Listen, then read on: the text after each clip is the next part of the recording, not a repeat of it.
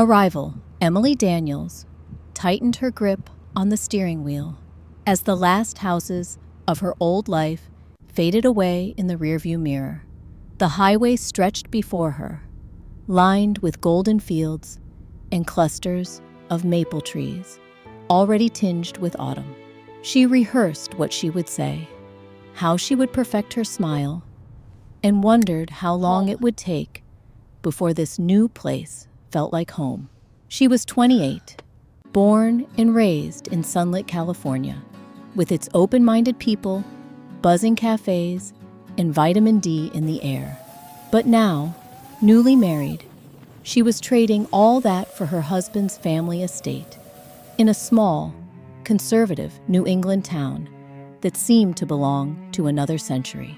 Her husband, David Morgan, had grown up in a grand, white-painted colonial house that stood like a sentry at the edge of town, guarding family secrets and generations of tradition. As Emily pulled up the gravel drive, her nerves tingled. The house loomed, imposing but picturesque, draped in wisteria. The front porch, framed by rocking chairs that looked untouched and almost ceremonial. She could see the well-tended garden with perfectly trimmed hedges and the flag fluttering proudly in the crisp air. Every detail screamed order and history. Nothing like the sun-bleached, slightly chaotic comfort of her childhood home. Inside, the air was cooler, carrying a hint of lavender and lemon polish. Family photos lined the hallway. Serious men in uniforms, stoic women in pearls, no one smiling too widely. David's mother, Mrs. Evelyn Morgan, stood waiting in the foyer, regal in a navy twin set and pearls that glimmered in the afternoon light.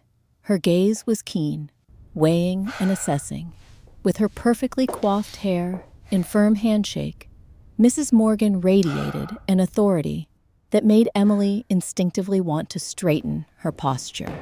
Their first interaction was courteous, almost formal. Mrs. Morgan's words were polite, but there was a chill beneath them, a careful scrutiny, a subtle hint that Emily was being measured. She welcomed Emily, but her eyes flickered over Emily's luggage, her dress, her accent, a silent inventory. The rest of the Morgan family trickled in. David's soft-spoken father, whose warmth was more in his gentle nods than in any words. A younger sister, Olivia, who offered a quick smile, but disappeared upstairs almost immediately. And Aunt Ruth, who arrived for dinner, offering a brisk hug and a cascade of questions about California that barely skimmed the surface. At dinner, Emily was introduced to the family routine. Prayer before meals, cloth napkins, straight-backed chairs, and conversation that tiptoed around anything controversial. The silverware gleamed, and the rules were mostly unspoken, but easy to sense. She noticed how everyone deferred to Mrs. Morgan for every minor decision. What wine to open, when to clear the plates, whether to serve dessert. After dinner, Mrs. Morgan gave Emily a brief tour of the house. The parlor, off limits, except for guests. The library, Mr. Morgan's domain. The sunroom, Olivia's favorite spot for reading, but only in the afternoons. Upstairs, Emily's new bedroom was neat and impersonal. The bed crisply made. A vase of lilies on the dresser. As night fell, Emily unpacked in silence. The old floorboards creaked underfoot, in every unfamiliar detail. The ticking clock in the hallway, the distant sound of a piano from the parlor, the faint scent of mothballs, reminded her how much she was an outsider. Through her window, she watched the last sliver of sun melt behind the trees, wondering what was expected of her in this house and how long it would take to learn all the unspoken rules.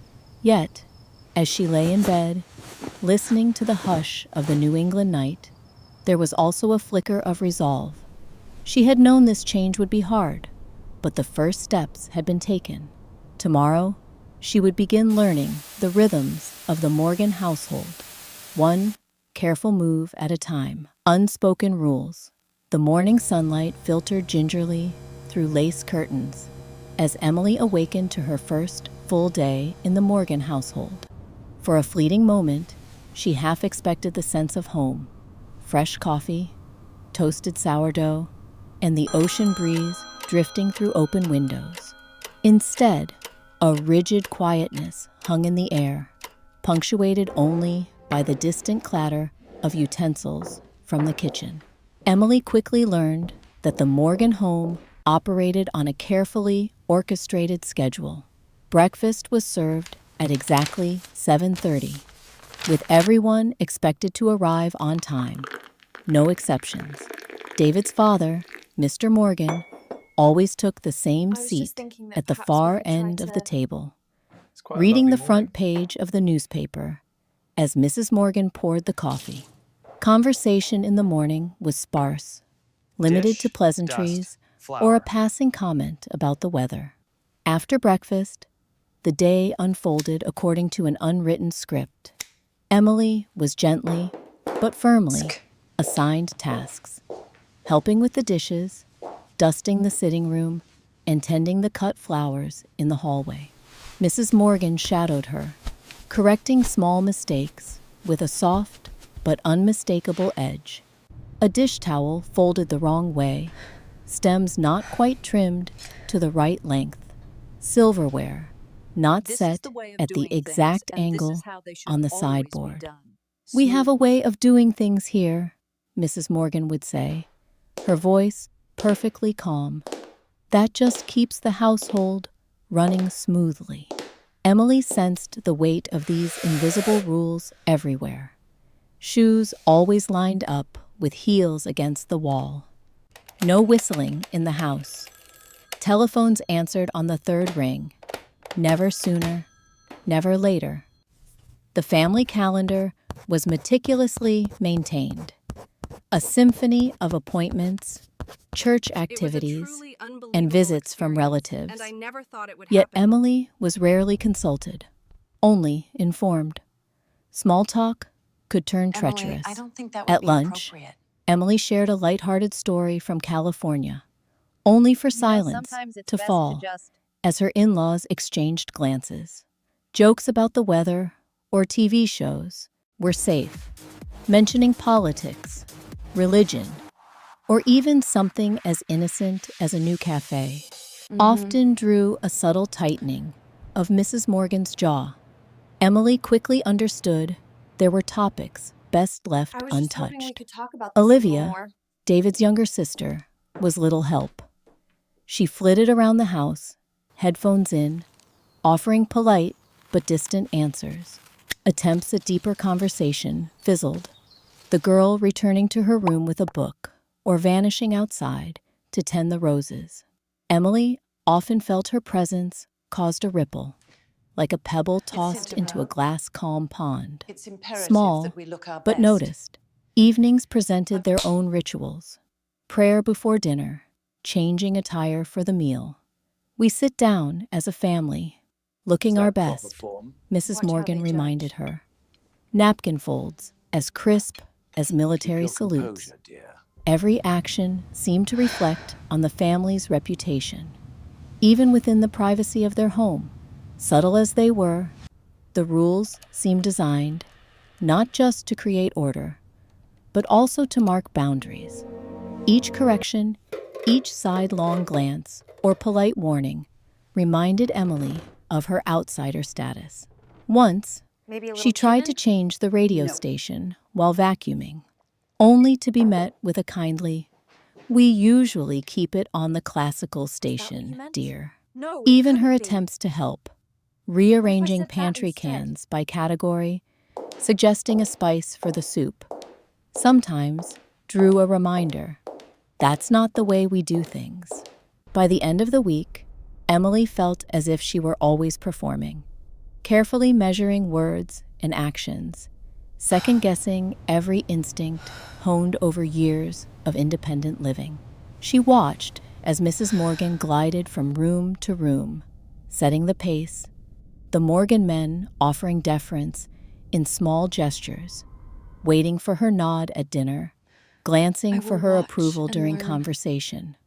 There were no raised voices, no cruel words, just the persistent, understated pressure of being constantly under evaluation. Emily lay in bed at night, replaying each interaction, wondering if she had passed another day's worth of silent tests. The boundaries of the Morgan home were invisible, but she felt them everywhere, pressing in a little more with each passing day. Somewhere deep inside, Emily vowed to watch, to learn, and, when the time was right, to find space for herself, no matter how unyielding the rules might seem.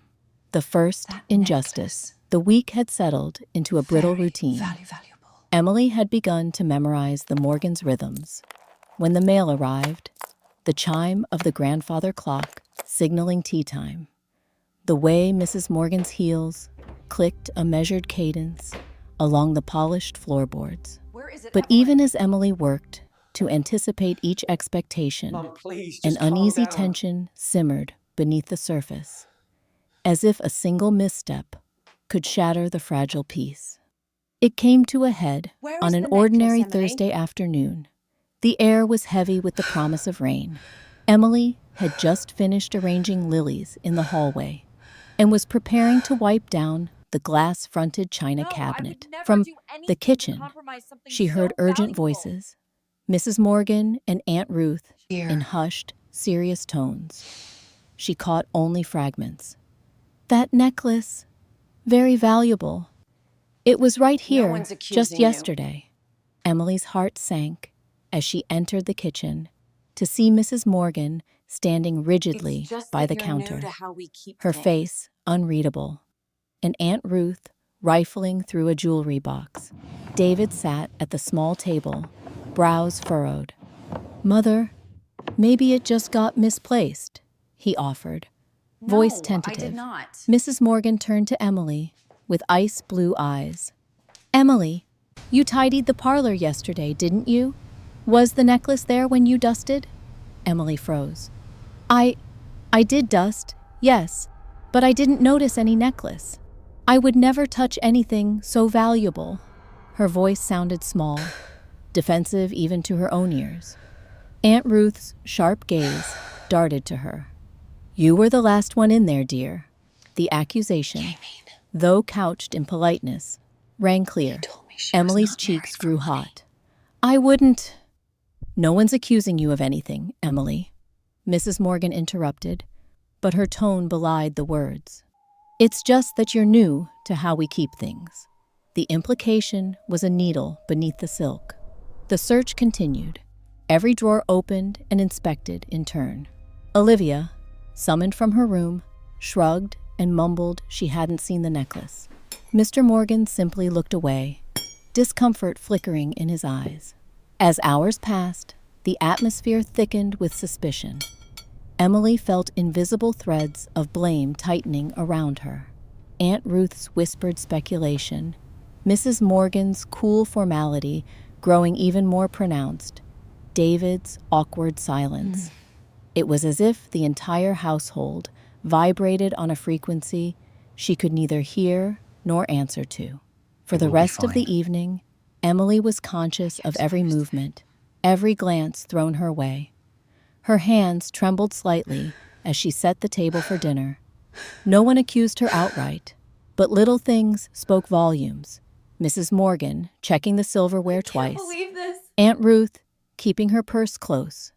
Even Olivia, usually indifferent, watched her with new wariness. David tried to reassure her in their room, murmuring, "It'll turn up. Try not to take it personally." But his words rang hollow, and Emily felt the distance between them for the first time. A crack she worried would only deepen. Alone in the bathroom later, Emily blinked back tears. She saw not just her reflection, but the outlines of everything she risked losing: dignity, trust, the possibility of ever belonging here. It wasn't just about the missing necklace. It was about her identity being quietly, irrevocably called into question. The necklace was found 3 days later, wedged behind a loose floorboard in the parlor. There was no apology, just a cool, "These things happen," from Mrs. Morgan, and a clipped, "We're glad it turned up," from Aunt Ruth. But Emily knew the damage was done. With every step she took through the halls of the Morgan house, she carried the memory of that silent trial, a weight heavier than any heirloom. From that day forward, she never again felt entirely innocent in their eyes. And beneath her resolve to stay strong, something new began to take root. The realization that justice here was not a guarantee. It was something she'd have to fight for herself. Invisible walls, the next week unfurled in shades of gray, every day full of silent struggles. On the surface, nothing dramatic happened. No raised voices, no direct confrontations. Yet, Emily could not escape the growing sense of being enclosed by barriers she couldn't touch, only feel pressing in from every direction. The Morgan residence, with its white clapboard walls and sunlit rooms, began to seem less like a haven and more like a carefully constructed cage. There was an art to exclusion here, polished by generations. A half-second pause in conversation as she entered a room, a swift, polite change in topic, a smile that didn't reach the eyes. Emily soon realized that the real rules weren't written anywhere. They were learned through 1,000 tiny wounds, corrected hands, redirected voices, and even averted gazes. Through these gestures, the walls around her were quietly built, brick by invisible brick. Mornings were the hardest. Emily learned not to linger over her coffee or hum as she worked, even in the kitchen, where, back home, her mother's laughter and the clatter of mugs had always dominated before sunrise.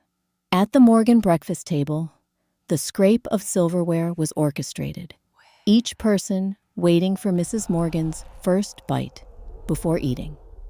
No one argued over toast or the last piece of fruit.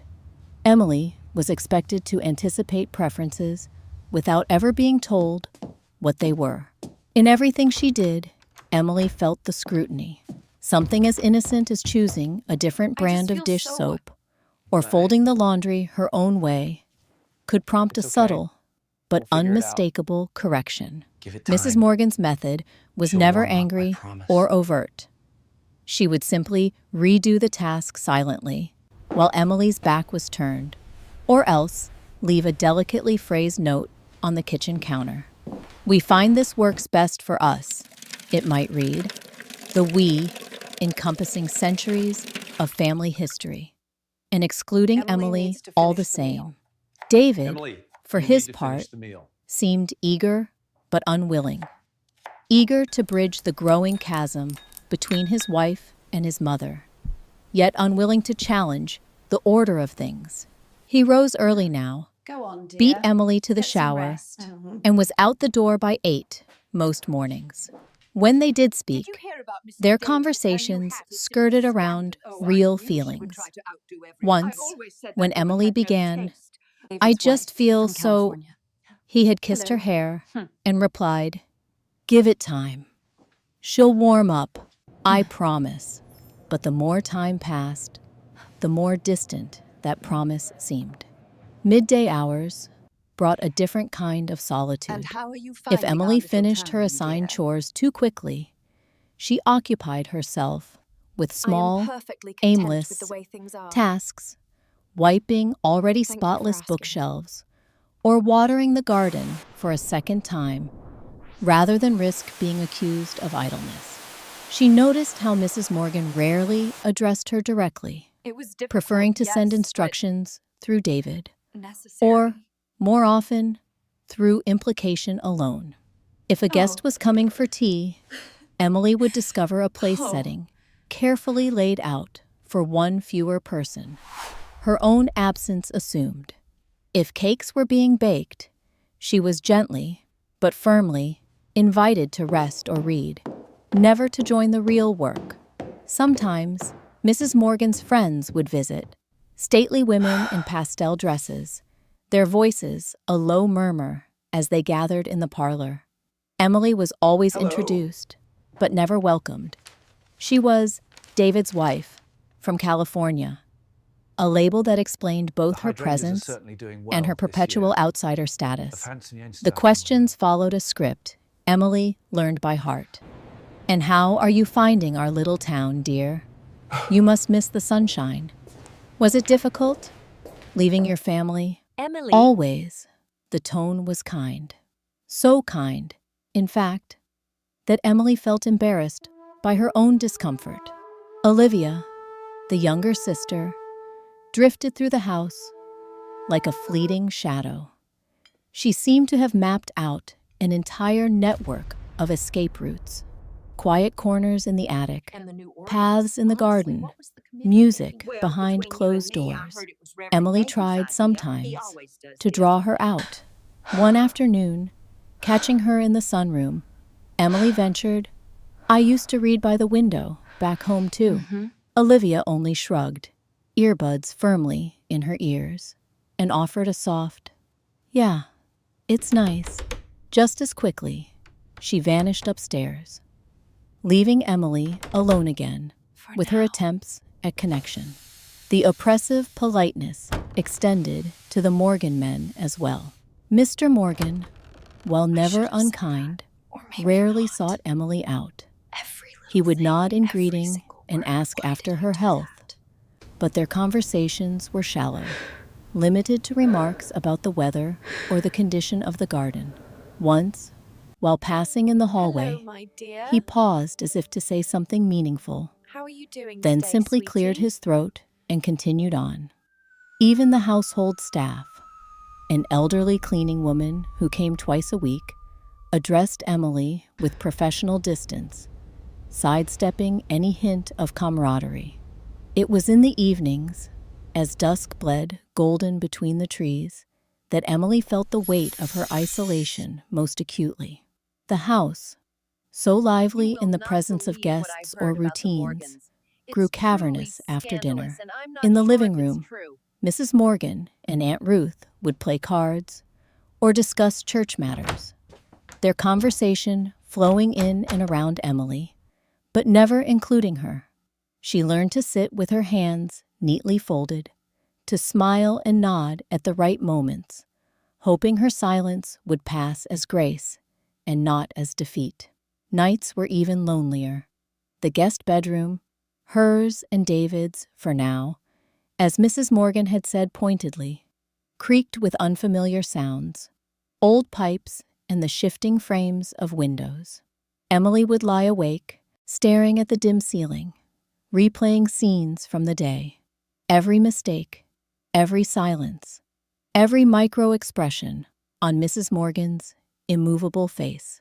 Sometimes she would cry in absolute silence, fearing not so much the scorn of her new family as their indifference.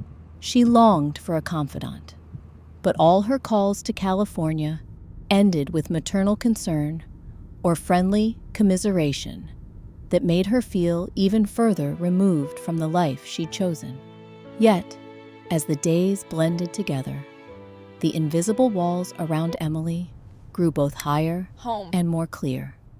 She understood now that to rebel openly would not only provoke conflict, but confirm every suspicion about her.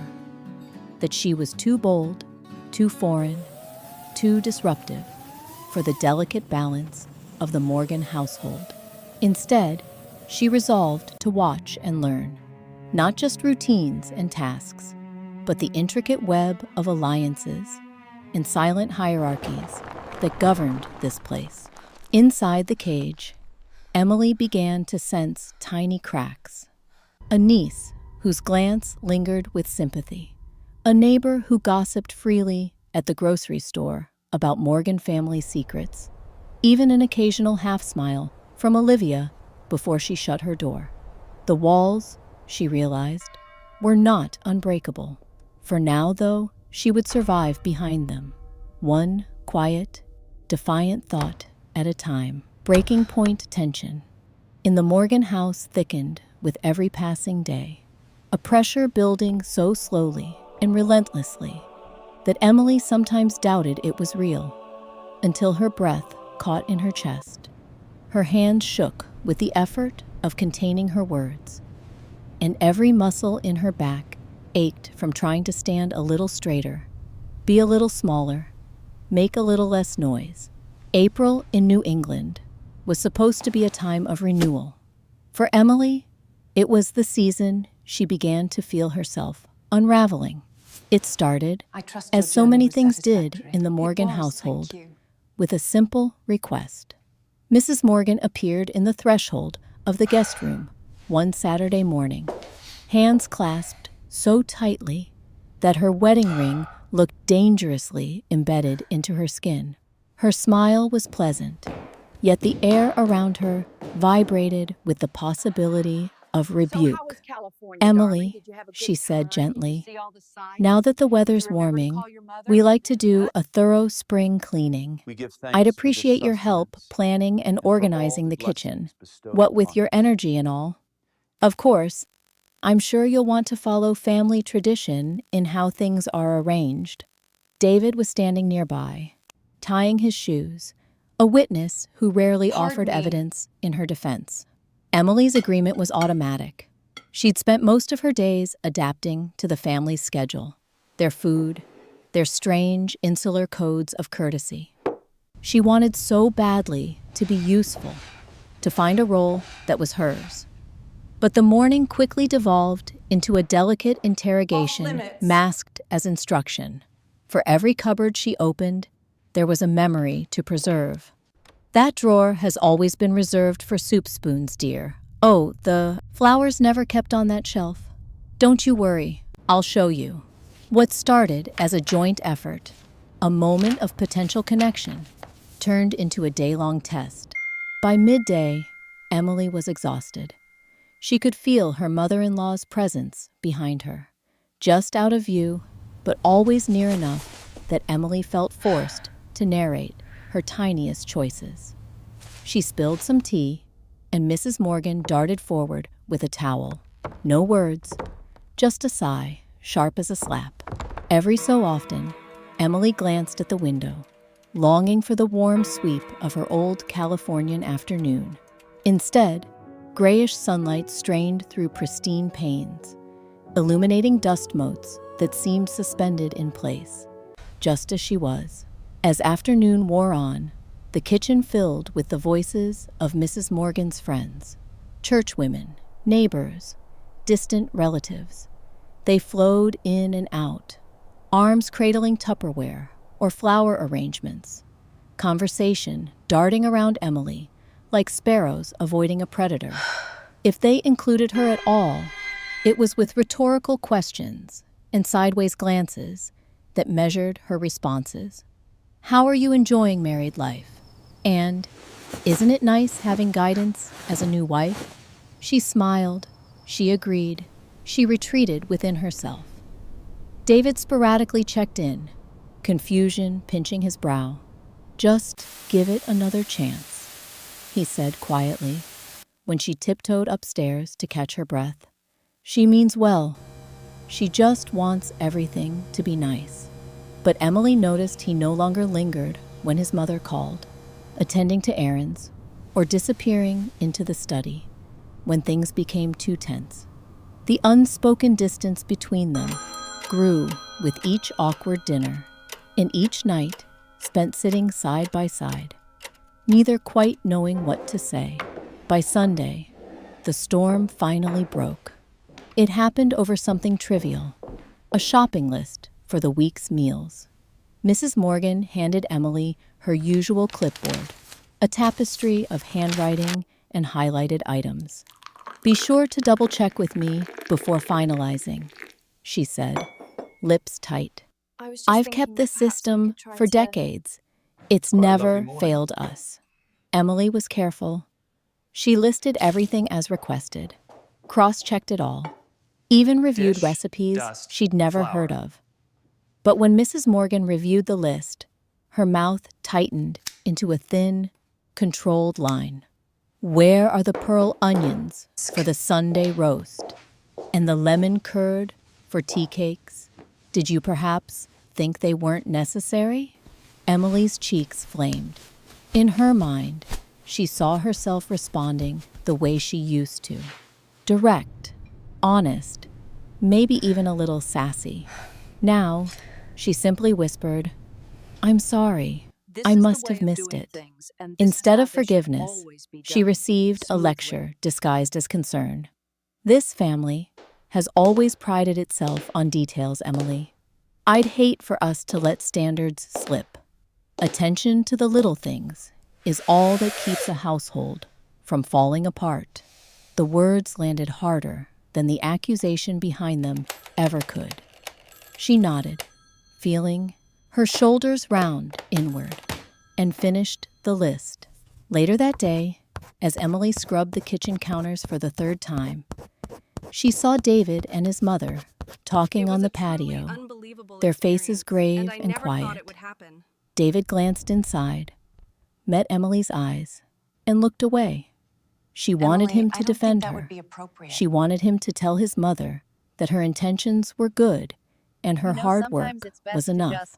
But David, bound by years of tradition and unspoken loyalties, remained silent. That night, Mrs. Morgan called a family meeting, seated like a queen amid her brood. Emily noticed the seating was strategic. She was positioned where every glance, every word would inevitably involve her.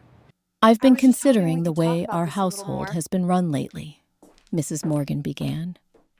"It's important for us all to remember the customs and values that have made us who we are. I know change is difficult, but tradition matters. Emily, I hope you understand that my guidance is offered for your benefit and for the good of our family." Emily looked around the room. Her father-in-law examined the carpet. Olivia, headphones dangling from her neck, watched quietly, a rare sign of attention. David, sitting apart, toyed with his wedding ring. The message was clear. Conformity was not optional. Afterward, when they retreated to their room, Emily finally broke. Words, held for weeks behind clenched teeth, tumbled out in a torrent. "How is it guidance to let me try only to correct every single decision I make? Why do I feel like a stranger or an employee? Not your wife, not your daughter." Her voice trembled. David stepped forward, caught between instinct and doubt. "Emily, I know this is hard, but these are my family's ways. It's easier if you just go along until you're really one of them." Tears finally broke free. "Will I ever be one of them if I never get to be myself?" she whispered. David opened his mouth, but words failed. He pulled her close instead, a gesture that felt both loving and hollow. For the first time, Emily recognized that the battle was not just against Mrs. Morgan's perfection, but against the slow erasure of her own voice.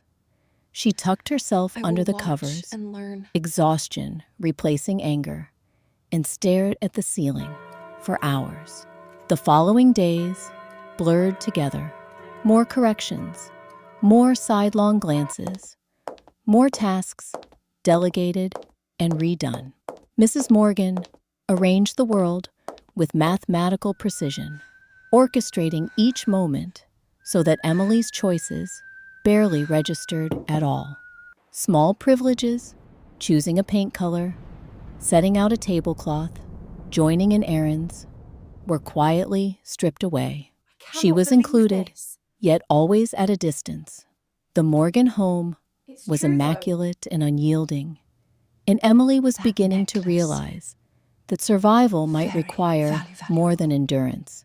Each ritual, each judgment, every moment of silence was writing a new rule into her marrow: either disappear or push back in ways no one saw coming.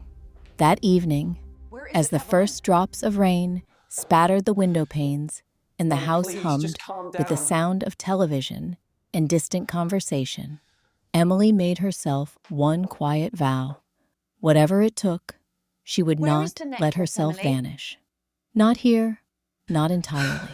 Tracing clues, the days that followed felt brittle and uncertain, as if a change in pressure might crack No, I the would never do meticulously anything to constructed compromise world something around so Emily. valuable. Yet, beneath the tension, an Fear. odd kind of resolve was forming within her, a determination that flickered brighter with each unreturned glance and each No one's unspoken accusing you. slight. Emily began to pay even closer attention, noting whispered conversations, the It's arrangement just that of you're new to objects, how we keep things. and the subtle signals that the Morgans used to communicate disapproval or consent. She realized that if she wanted to find some measure of freedom or even leverage, she would need to No, I did understand not. the intricate currents flowing beneath the stately surface of the house.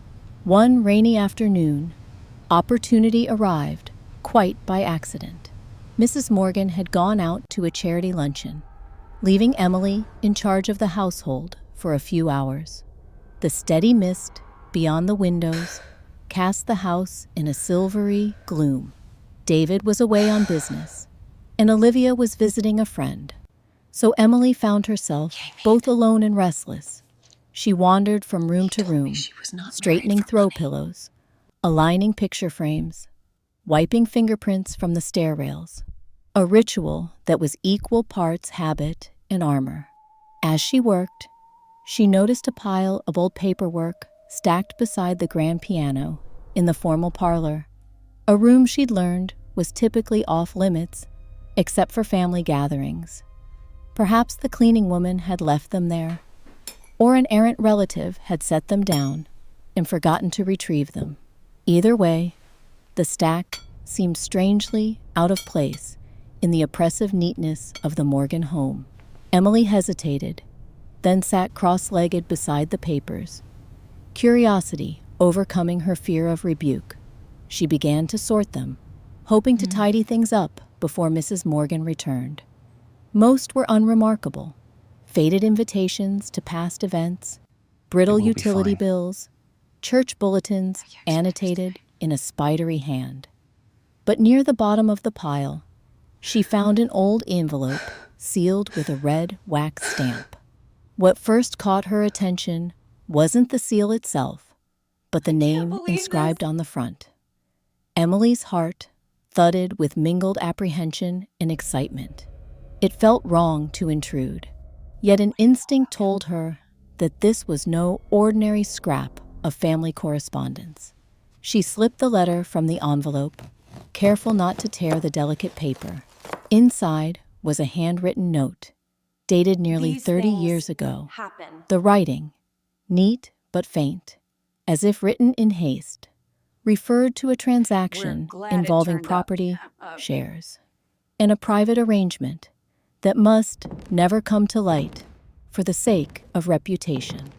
There was mention of a payment, a second signature in an unfamiliar hand, and a closing phrase that sent chills running down Emily's spine.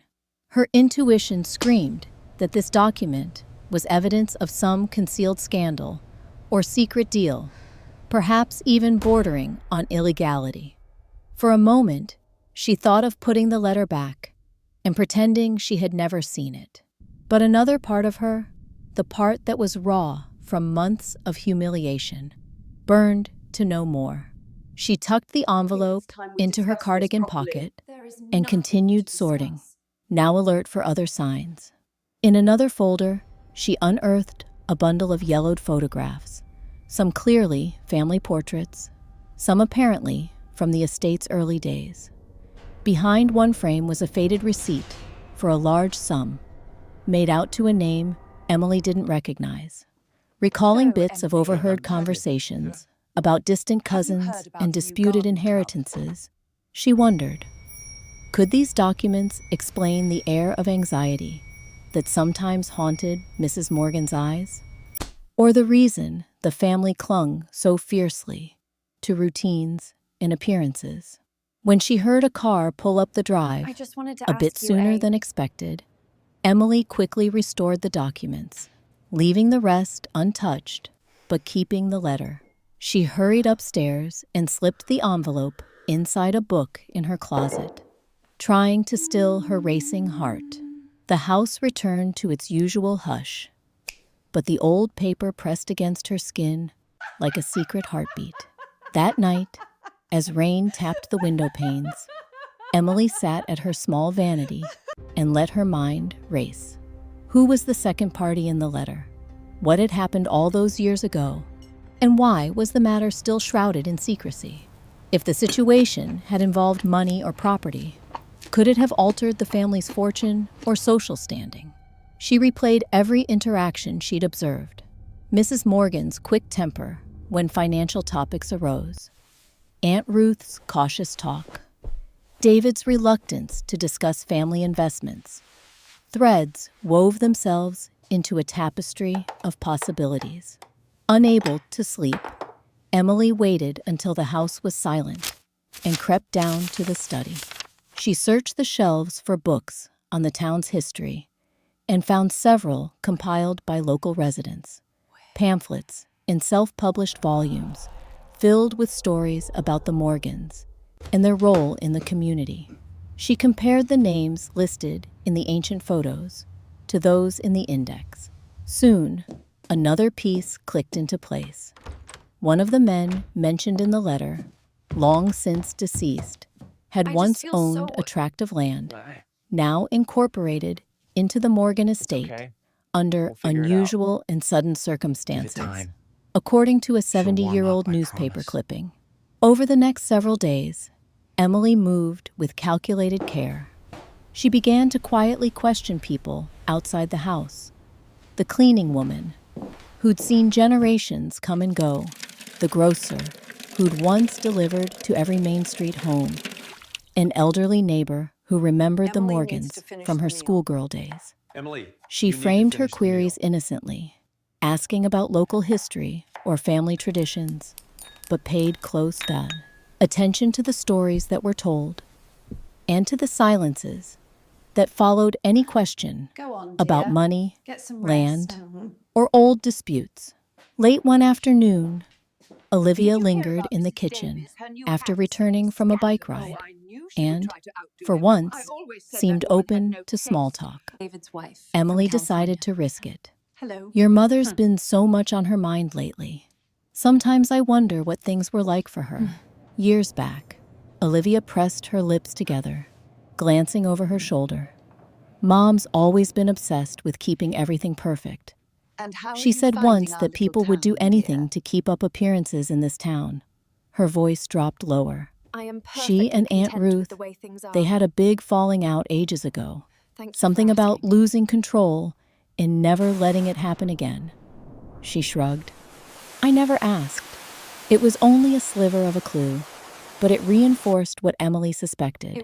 The Morgans' fierce grip on routine was rooted in past upheaval, likely tied to the secrets hinted at in the letter. On the outside, Emily's behavior didn't change. She performed her chores, attended dinners, and submitted to every custom. But inside, purpose flared brighter. She no longer felt powerless or adrift.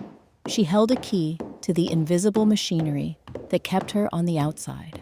The family's unspoken hierarchy now seemed more vulnerable, its foundations less secure. As night descended once more, Emily promised herself to uncover the rest of the truth, not simply out of curiosity, but for the dignity she'd nearly lost. If there was a hidden fault line running through the Morgan family, she would trace it to the end.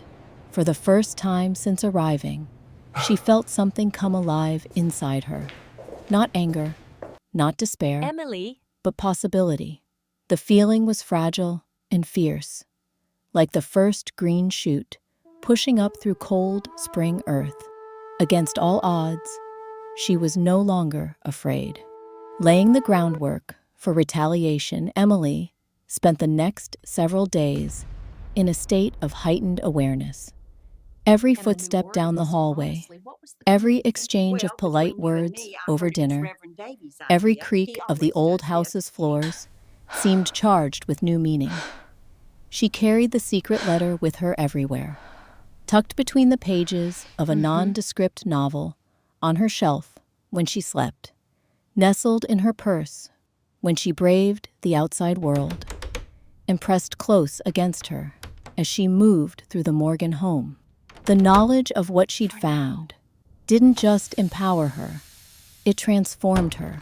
Suddenly, she was no longer a passive observer, but an active player in a complicated, shadowy game. For the first time since her arrival in New England, Emily began to see her isolation in the Morgan household differently. The social coldness, the orchestrated routines, and the never-ending assessments of her worth, all of it was less a punishment and more a smokescreen, a means to protect secrets and maintain the family's carefully manicured reputation. The unyielding control Mrs. Morgan exercised now seemed less like personal animosity and more like the necessary vigilance of someone afraid to let even the smallest crack threaten the entire facade. Emily spent hours analyzing every memory of recent weeks, replaying conversations in her mind. She remembered the way Mrs. Morgan's hands trembled imperceptibly when the estate's finances were discussed, the nervous silences between Aunt Ruth and her sister, the barely veiled warnings about doing things the right way. The need to maintain tradition and perfection, Emily saw now, was fueled not only by pride, but by fear. But what should she do about what she'd discovered? Emily's emotional pendulum swung between fiery indignation and a deep, war-weary caution. Part of her longed to slam the letter onto the dining room table and demand an apology for every slight, every suspicion she'd suffered. Yet another part, quieter but no less insistent, warned her to be patient and strategic.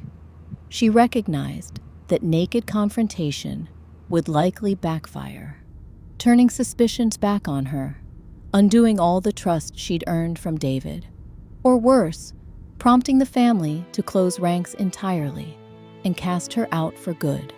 So she did what she always did when she needed to think. She escaped for a long walk through the wooded property behind the Morgan estate. The ground was still soggy from recent rains, the air alive with the scent of earth and growing things. She wandered among the maples and oaks, letting the rustle of leaves soothe her tangled thoughts. In California, she would have called her best friend Marissa and spilled everything. Here, separated by distance and secrets, all she could do was replay Marissa's old advice. Don't ever let them make you small. Find your advantage, then use it. That afternoon, longing for comfort or counsel, Emily called Marissa. Her friend's voice on the other end was sharp, warm, and bracing. You have to be careful, Em, Marissa insisted, after hearing everything. Secrets like that, the kind these people are built on, can be dangerous. But if you play this right, you can finally make them see you aren't so easily dismissed. Think leverage, not revenge. You don't want to become them. You just want your space. Emily promised to be careful, but her resolve hardened. She began to make subtle, deliberate changes in how she moved through the house. No longer would she shrink from Mrs. Morgan's criticisms or avoid Aunt Ruth's appraising gaze. Instead, she watched, listened, and collected small, strategic pieces of information. Who left early for work? Who snuck private calls on the porch? What time Mrs. Morgan wrote letters in the sunroom? She began a quiet inventory of alliances in the Morgan household. It soon became clear who could be approached and who would remain fiercely loyal to the status quo. Olivia, for all her teenage aloofness, occasionally let slip her resentment for the family's suffocating perfection. Mr. Morgan remained dignified, but a sidelong comment one afternoon revealed his unease with Evelyn's unwavering grip on tradition. Even the housekeeper confided, with a quick glance over her shoulder, that she had seen things buried for the sake of appearances over the decades. Emily also took time to prepare for worst-case scenarios. She scanned the letter into her phone and emailed a copy to a trusted account, changed the password on her personal emails, and moved her most important possessions to a single drawer in case she needed to leave quickly. She purchased a discreet lockbox, hidden at the back of her closet, for the physical letter itself. Her reinvention included self-protection, but it also meant no longer making herself small.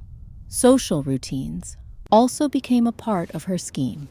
Emily made herself more visible in town. She volunteered at the local library and attended the monthly garden club meetings, building a presence independent of the Morgan name. By quietly sharing bits of her own story and listening closely to gossip, she pieced together more context about her new family's tangled legacy and how others outside the house perceived the Morgans. By cultivating ties to the outside community in her own right, she was not just gathering information, but planting seeds for her own support network. Inside, the psychological chess match intensified. Emily began to subtly challenge Mrs. Morgan's authority, always in ways that appeared outwardly respectful, but carried unmistakable signals underneath. If she was corrected in public, she would respond with a calm, "Absolutely. Let's make sure we do it properly," locking eyes with Mrs. Morgan just long enough for the message to register. At dinner, when conversation skirted dangerously close to family secrets or uncomfortable topics, Emily would redirect or offer a strategic question, forcing others to join in or squirm in the awkward silence she maintained with quiet confidence. At night, she lay awake, running scenarios in her mind. What if Mrs. Morgan discovered her knowledge? What if David chose loyalty to his mother over the truth? And most frightening of all, what if forcing the family's secrets into the light shattered the fragile relationship they still had? Yet, every morning, her fear was matched by determination. If she had learned anything from months in the Morgan household, it was that dignity wasn't given. It had to be claimed. Days blurred into one another as Emily finalized her plans. She resolved to confront Mrs. Morgan directly, not with threats, but with calm certainty, armed with evidence and ready to bargain for her own respect and space. But she was careful, waiting for the opportune moment when Mrs. Morgan would be alone and unlikely to slip into her public persona. Tension climbed as the confrontation loomed. Emily kept rehearsing her words, imagining every possible reaction. What mattered most, she realized, with something like wonder, wasn't any single tactic or the threat itself. It was the conviction that she finally held something her mother-in-law could not control, the truth. And with that, for the first time since crossing the Morgan threshold, Emily was not afraid. The counterattack. The Morgan home woke quietly that Tuesday morning dew still catching on the garden hedges outside and mist curling over the drive. To any observer, it was a day no different from the dozens before. Sunlight pale, but warming, the air carrying a hush before the household routines began. But for Emily, it was the day she would reclaim her voice. She had labored over her plan for days, mapping out possible conversations and outcomes. She had the letter, proof enough to shake the Morgan confidence. But she would not wield it clumsily. Strategy and patience. Marissa had reminded her on the phone. Not vengeance. Emily wanted space and respect, not destruction. At breakfast, the family's rituals moved predictably around her. The hush before Mrs. Morgan raised her coffee cup. The careful allocation of tasks. The silent expectation that Emily would sweep crumbs from beneath Mr. Morgan's elbow before he even looked down. But Emily felt none of her usual dread. Instead, she watched, alert for her moment. The letter a comforting weight in her pocket. By mid-morning, the house had grown still. David had left for work. Olivia had disappeared on her bike. And even Aunt Ruth was occupied at a committee meeting across town. Only Mrs. Morgan remained, tending to her roses outside, fitfully snipping at wayward branches, as if punishing them for disorder. Emily slipped out, her steps measured and sure, until she stood just behind her mother-in-law, hands folded. She waited, letting the silence press in until Evelyn Morgan finally turned. "Oh, Emily, do bring those trimmings in when I'm done, would you?" Mrs. Morgan's voice was brisk, expecting obedience. "Actually, there's something I'd like to discuss with you," Emily replied, steady and calm. Privately, inside the house, a small frown crossed Mrs. Morgan's face, as if this, too, was a breach. Emily demanding, not offering, but she acquiesced, brushing the last red petal from her gloves before following Emily inside. In the sitting room, Emily closed the door softly and drew the envelope from her pocket. Mrs. Morgan's face remained composed, though faint lines of tension gathered at her mouth. "What's this?" Mrs. Morgan's tone was delicate, uncertain. "I found this while tidying," Emily said, holding the envelope with slight tremor, more adrenaline than fear. "It's a letter addressed to you about an arrangement 30 years ago, concerning the transfer of land to the Morgan estate. I wanted to ask you about it in private, before making any assumptions." For the first time, she saw a shadow flicker through Mrs. Morgan's eyes, not outrage or confusion, but fear, as sharp and vulnerable as anything Emily had ever experienced herself. Mrs. Morgan reached for the envelope, but Emily held firm. "I want you to know," Emily said softly, "this isn't blackmail. I'm not threatening to use it, unless I have to. But I can't continue living here under your constant supervision, suspicion, and correction. I won't have my life whittled down to suit everyone's sense of tradition, while my own value and good faith are ignored." The two women faced each other across the antique rug, the silence broken only by the tick of a grandfather clock down the hall. Emily watched as Mrs. Morgan struggled to regain her composure. Her breath held, her hands folded together tightly. "I see," Mrs. Morgan said at last, her voice roughened. "It appears you've misunderstood the purpose of such records. Every family has things they must protect." Emily shook her head, her determination unyielding. "That may be, but I'm not seeking to expose you, Mrs. Morgan. I only want a space here, without being constantly measured or excluded. I want decisions that affect me to include me, not behind closed doors, not as an afterthought. I don't want to be your adversary, But I won't remain powerless while I shoulder all the blame for simply being different. Mrs. Morgan stared at the letter, then at Emily. There was a battle waged in her silence. Pride versus pragmatism. Tradition versus survival. "What is it you expect?" she asked. No one's accusing you. Her words tentative. "An apology? Independence? To do things your own way?" It's just "I that expect you're new to respect," how we keep Emily things. replied. "Room to become a part of this family in my own way. Not just by erasing who I am. I want the criticisms to stop. I want your trust. And I want my boundaries respected. No, I did No not. more being left out of plans. No more assumptions that I am expendable if things go wrong." For a long moment, Mrs. Morgan said nothing, her practiced calm crumbling at the edges. At last, she drew herself upright, eyes sharp, but no longer so cold.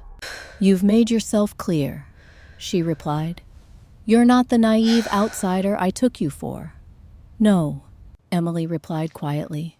"I'm not." It was an uneasy truce, He told but me a she was truce not all the married for same. money. Mrs. Morgan left the room without further word, her steps echoing down the hallway. Emily stood very still, heart pounding, air trembling, with a freedom so new and fragile it left her dizzy. The hours after were laden with a new, wary respect. Mrs. Morgan was slower to issue directives and quicker to include Emily, albeit with clipped politeness. When Aunt Ruth returned for afternoon tea, she glanced curiously at the sight of Emily sitting at the head of the table, pouring tea for Mrs. Morgan, who accepted it without complaint. When David came home, weary from work, Emily met him with a guarded smile. She didn't rush to explain or seek comfort. Instead, she recounted the day with clear, It will be honest fine. brevity. David, sensing a shift, squeezed her hand beneath the table, a silent admission that he saw her courage now more clearly than ever before. Even Olivia seemed altered by evening, hovering in the doorway before offering Emily a half smile and the ghost of an actual question. "Want to come with me for my walk tomorrow?" Emily tried to sleep that night, body and soul alike recovering from the battle she'd chosen. But instead of retracing her wounds, she found herself watching the moon arc over the maples outside. She was These not things plotting her next happen. move, not yet. Instead, she listened to the stillness, aware that the invisible walls glad it had turned finally up. cracked, even if they hadn't fully come down.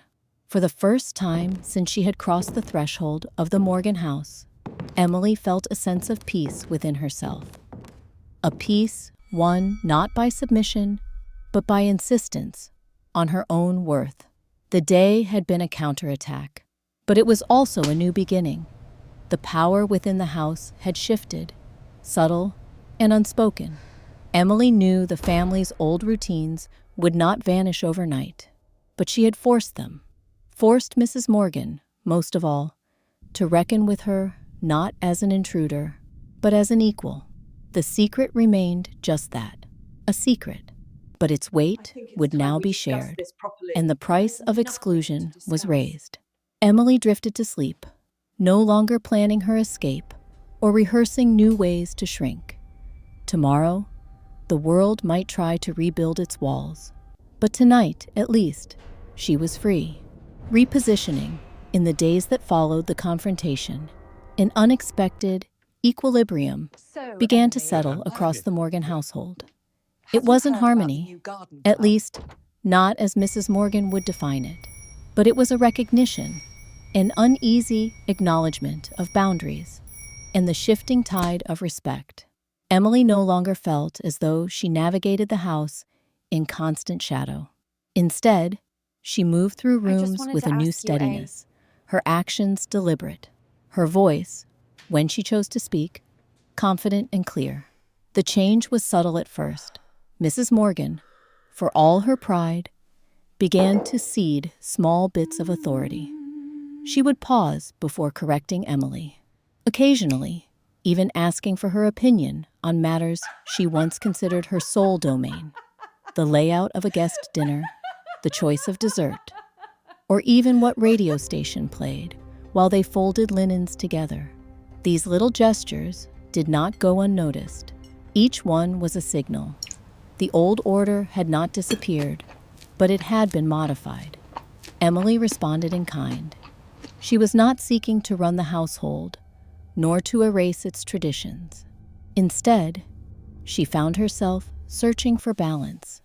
She proposed a new recipe for Sunday lunch, blending flavors from her California upbringing with the local fare expected by the Morgans. To her surprise, her hybrid lemon herb chicken was not only accepted, but praised by Mr. Morgan, and, more surprisingly, by Aunt Ruth, who finished her plate and asked Emily for the recipe. Even Olivia, typically silent or sullen at family meals, reached for seconds. David, too, was changing, quietly, but unmistakably. Where once he had retreated into routines, seeking refuge in the familiar and safe, now he seemed to step up beside Emily. He lingered at her side in the afternoons as she worked on her garden, shared jokes at the breakfast table, and, most importantly, defended her gently but firmly when stray criticisms threatened to sting. "Emily likes to do things her way sometimes," he'd say, meeting his mother's gaze with a calm that required no further explanation. And that's good for all of us. Emily didn't kid herself into thinking David had suddenly become a rebel. But she saw the effort he put into bridging the worlds that had so long been at odds within him. His mother's realm of ritual and decorum, and his wife's pursuit of authenticity and connection.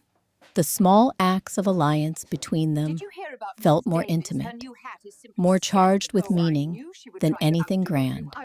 For the first time, Emily felt him as a true partner. Relations with Olivia also shifted. The younger sister, emboldened by the recent changes, stopped by Emily's room one morning, holding 2 mugs of coffee. "You're the only one who doesn't judge my taste in music," she began, almost shy. "Want to hear a band from California I found?" Together they listened, and for the first time shared laughter that came without effort. Later, Olivia confided frustrations with her family's expectations, opening a dialogue that both of them needed.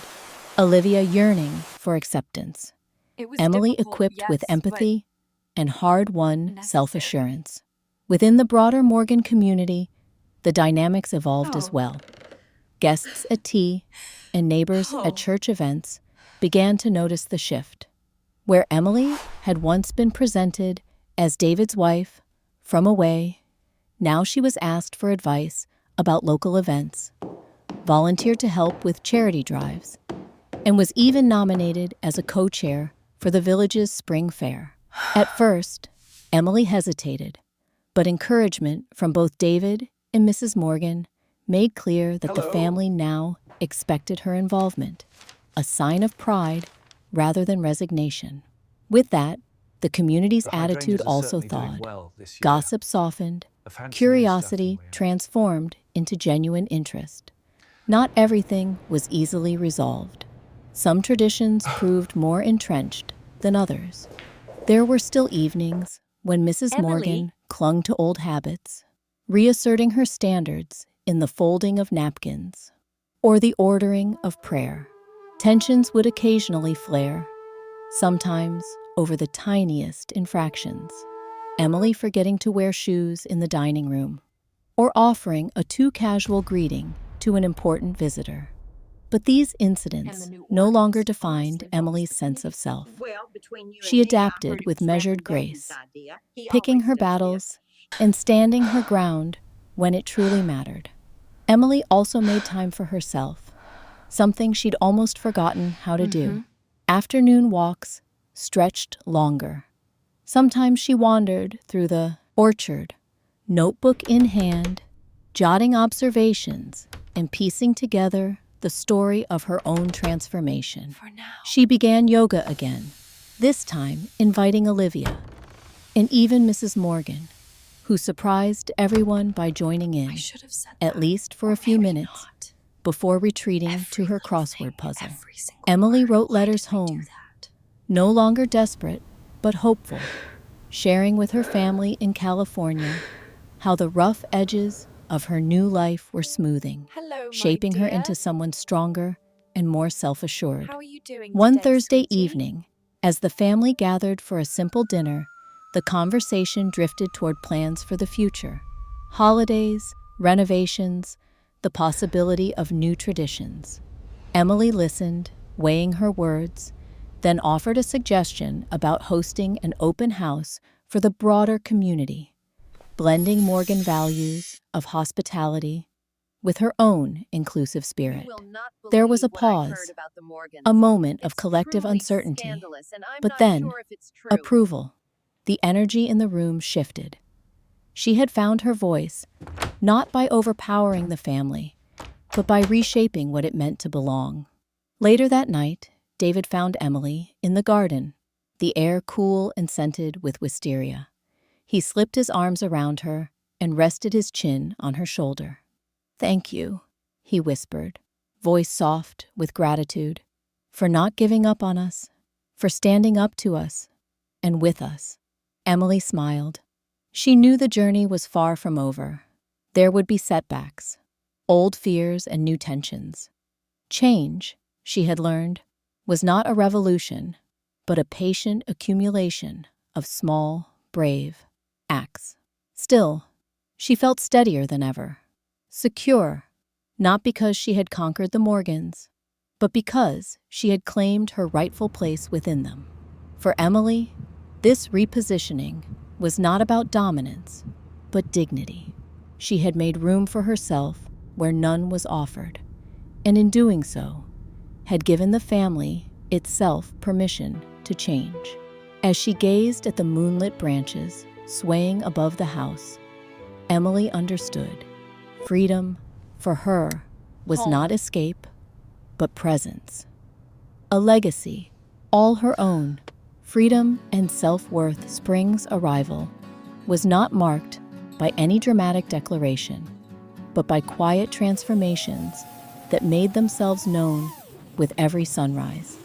It was in the way birds returned to the hedges around the Morgan house, in how the morning light seemed a little gentler each day, and in the new steadiness with which Emily held herself, rooted, but no longer trapped. The weeks following her confrontation with Mrs. Morgan and the slow repositioning of her role had not erased the bruises of struggle, but they had allowed something new to take root: peace. It was a peace tethered not to acceptance by others, but to acceptance of herself. Emily stood at the window one morning, her palms wrapped around a warm mug of tea. She watched the garden, noticing for the first time how the crocuses forced their way up through old leaf litter, whether anyone willed them or not. She thought about her journey, her initial hope, the dark self-doubt, the ache of exclusion, the discoveries that fueled her fight, and the fragile truces that had followed. She understood, finally, that to belong did not mean to vanish. The Morgans had their traditions and routines, and she had learned how to move within them, not as a ghost or a shapeshifter, but as herself, bearing her own color.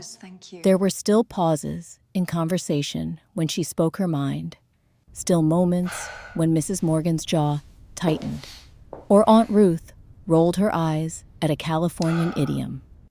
But these now felt like weather, not fate, something she could weather rather than drown in. She found herself thinking often of choice. The greatest freedom she'd won was not merely the right to speak or to set a table her way, but the right to choose how she responded to the world around her. Some choices were small: to take her coffee outside and let her hair down in the breeze, to wear her mother's old sundress for no reason but joy, to laugh loudly in the kitchen when Olivia shared a music video that made them both choke on their tea. Other choices were profound: knowing when to hold her ground and when to let old routines slide, when to forgive, to forget, or simply to let things be. She had spent months feeling invisible. Now, she was learning to carry her presence with intention, to move through rooms and relationships not as someone waiting for permission, but as someone bearing her own authority. She met Mrs. Morgan's gaze with calm and responded to corrections with either a gentle yes or a quietly firm no. The difference between the two, she realized, was a quietly blossoming confidence. Her boundaries belonged to her. Emily's relationship with David was also changing. He had seen the struggle and, in his own way, had been reshaped by it. Over late walks under pink blushed skies, they spoke honestly, voicing hurts and hopes neither had dared admit before.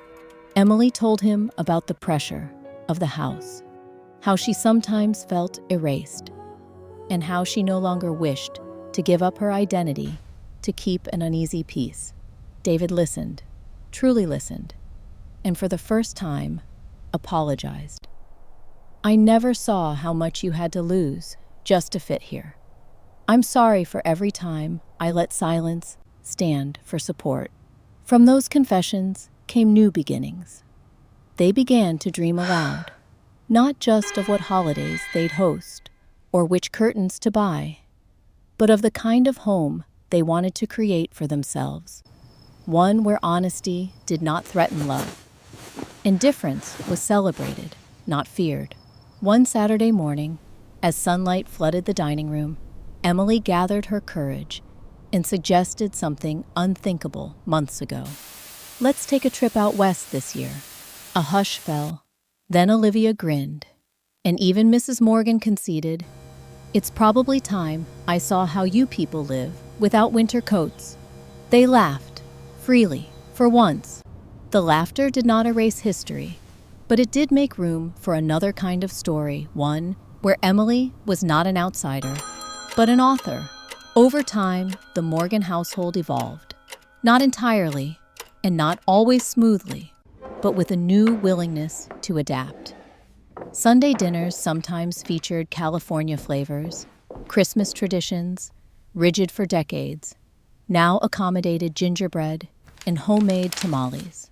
Even the annual garden party, once a stiff affair, grew into an event with local musicians, bright banners, and, at Emily's gentle insistence, a bake-off judged by the community rather than by Morgan tradition. Emily also reclaimed a world outside the house. She returned to painting, setting up an easel in the orchard, and filling canvases with the strange marriage of New England's stoicism and California's wild color. Her art surprised even her. Sunflowers growing beside ice blue birches. The Morgan house rendered not as a fortress, but as a living shelter, open at its doors. Sometimes she wrote letters home, not letters filled with longing, but with stories of resilience and surprising joys. "I am changing," she wrote her mother, "but I am not losing myself. I am becoming more." As the anniversary of her arrival in New England approached, Emily found herself facing a decision she had dreaded for months. Should she stay or reclaim her old life? The question no longer filled her with panic. She realized the answer did not shape her value either way. She talked it over with David on a breezy evening, their hands intertwined. "If I stay, it's because I choose this home, with all its mess and possibility," she said. "And if I go, it's not because I failed. It's because I know who I am." and what I need." He pressed her hand. "Whatever you choose, Emily, I don't think it that would will be be right. appropriate. You taught us how to bend. You taught me, too." Sometimes In the it's end, best to just Emily made her decision quietly. She chose to remain, not to surrender, but to continue building a place where she belonged, not by disappearance, but by gentle, persistent presence. She claimed her right to joy in small things: fresh paint on old shutters, morning I was runs just hoping we through could talk about this dew-soaked a little more. grass, a kitchen filled with music and baking bread, a family that learned, however slowly, to see her fully. Her freedom, she understood, was not something given to her by others. It was something she shaped, moment by moment, with courage and hope, and her self-worth was her own to define. It's imperative Unmovable, that we look our best. rooted in her history, but always growing. Spring bled into summer, then into golden autumn. The family ritual shifted. The world proper spun form? on. Watch how they Emily was judge. no longer an observer on the periphery, nor was she the Keep your glare in the composure, attic dear. window. She was the hearth, warm, present, refusing to flicker out. Whatever the future brought, Emily knew she would meet it with open eyes and an unshakable sense of herself. She had fought for her place, and in the end, she had found not only a family, but also the most precious thing of all: the freedom to belong to herself.